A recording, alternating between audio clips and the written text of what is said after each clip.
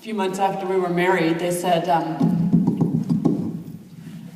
well, what do you notice is most different now that you're married? And he thought about it for a second, and he said, you know what? There's always drinks in the fridge now. And that's true, he didn't have a kitchen table. I'll talk about that in a second. You just find like a pack of beer and a pack of water on the floor in the kitchen. Put them in the fridge as needed. So, my husband and I married, as a lot of you know, at a later age. I was 36, he was 44. I remember the first time I really talked to Vince, we were in the copy room, in Miss Queen's old room when we made copies there. And it was a Monday morning, and I had been at the football game Friday night. I don't remember who they played. I just remember they came, they rallied back and won. I was all excited. I saw him. I'm like, I'm going to tell him it was a good game. So I said, good game, coach. He goes, thanks. I thought, what a jerk. So I let it go for a few years. And years later, he said, sweetheart, by Monday, I'm preparing for the next week. I don't care to rehash Friday. Great approach to women. But years later, a couple years later, I had been out on medical leave. I had surgery to remove a huge cyst. Came back and was just leaning against the counter waiting for my lunch to be delivered. I think my roommate was bringing lunch. And when I had the cyst removed, there was some question of whether it was cancerous or not, and word had gotten around that it was benign. And he just kind of came up next to me. So it's benign, huh? It's a good pickup line. I said, yep. And then he did what was comfortable for him. He invited me to go to a game. And I guess those were our first dates. We went to games. Because he had figured out that I went to games. I was single, I lived in Rosamond, I went to games. Because I love my kids and I love to watch them compete. So those were our first dates. It was winter. So we went to basketball games and soccer games. And I remember the first time I got in his truck. Some of you may remember his truck. It was a black thing. And it had a hole in the muffler that he refused to fix because he claimed it wasn't necessary to get smog clearance. So I lived in West Park at that time. The moment he turned off 35th down to Tanglewood, and I looked down at the other end, I knew he was coming. I'm like, daggone it, everybody knows he's coming. No secret, people knew where I lived. All you had to do was listen for the truck. When did it come? When did it go? They knew exactly what hours we were keeping. Hallelujah. Vince, being the trusting soul that he is, was in the habit of leaving his truck in the driveway with the keys in the ignition, and for easy escape, he left his ID in the glove compartment. One night, someone stole it. I have no idea why anyone would want that truck. And clearly they must have rolled it down the driveway, because that truck would have woken the dead if they had started it right under his bedroom window. But hallelujah, someone stole it. Weeks later, it turned up in turned up on a street. We went to a impound lot or wherever to find it. It was, whatever was in there was stripped down. There was a pair of women's underwear in the back. I don't care if the insurance company told us your truck or not, we're not taking this back home. Thankfully, the insurance company totaled it, and we bought a beautiful new Tundra. His house, some of you were in his bachelor pad, I do believe. The first time I walked in his house, I was horrified. There was awful wallpaper all over the place, and my first thought was, who in the world did he date that put this wallpaper up? I figured out after time, Vince bought the house and never did a daggone thing to it. So when the house was built in 1989 and they put up the blue geese stayed until 2006 when I came into the picture. Oh, I walked in, the patio table was in the back. The chairs were inside in the room off of the kitchen. One of the patio chairs was at the dining room table. There were about 7 couches in the living room. True party pad. Like I said, no kitchen table, just beverages sitting there. Kind of looked like a college dorm room up in the master bedroom. A lot of dust. And I went in the bathroom, in the downstairs powder room. It's classic. There's a citronella candle sitting on the counter. For ambiance, I guess. No soap. But there is a towel. But it's a Gatorade towel. That he surely brought home from school. Wow. Okay, well, that's fine. The next time I went to his house, the Gatorade towel was gone. And he'd put up a blue towel. We're evolving. The next time I went to the house, the citronella candle was gone. So that this guy is moldable. The wallpaper's going to take some time, but this guy is moldable.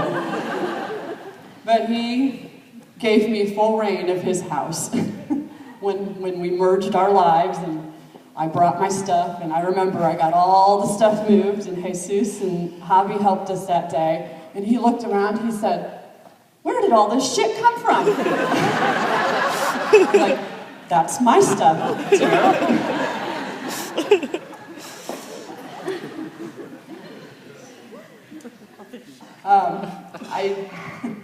I tell my students, and my former students this all the time, I said, "Don't you dare marry someone till you travel with them," which is sage advice we got from a college professor. Don't you dare marry someone till you travel with them. You will find out the good, bad, the ugly, how they cope with stress, how they deal when they're hungry.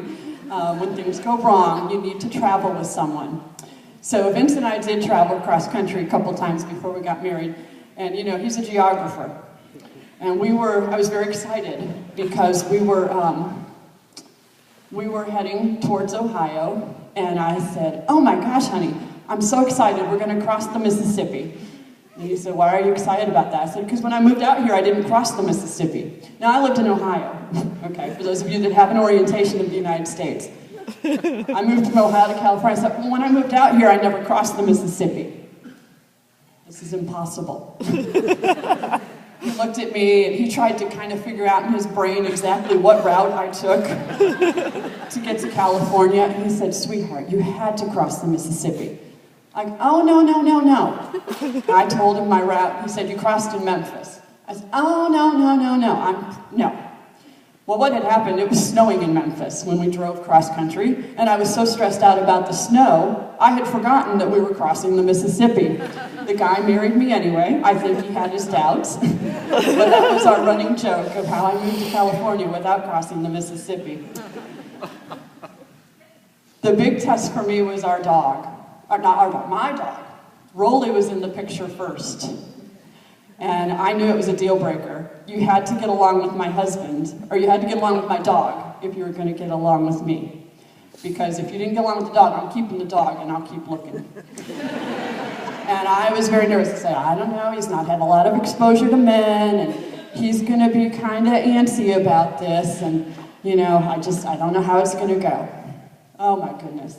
Those two hit it off instantaneously. And I'm going to talk today a little bit about Vince's legacy. One of Vince's legacies is that he taught Rolly to do something I never knew Rolly could do.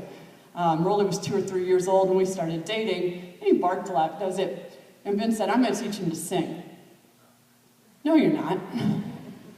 I know this dog. I've had him since he was a day old. You're not going to teach him to sing." He's like, "I got this."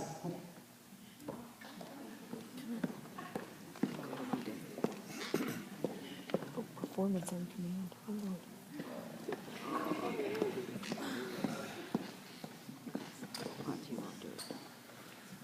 I'm sorry, Mr. Roney, I didn't ask permission first, but this is our fuzzy son. And Vince often said, "Rolly, I like you better than most people." You sing for Dad? We sing to Vince every morning. We'll see if he'll do it. Can you sing? I love you. Oh. I love you. Oh. Oh.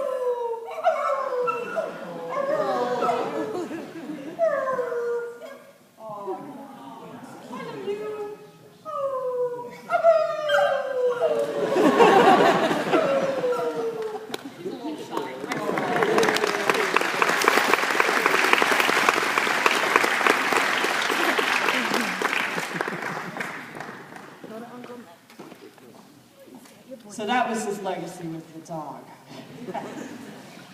But Vince left me many legacies as my husband.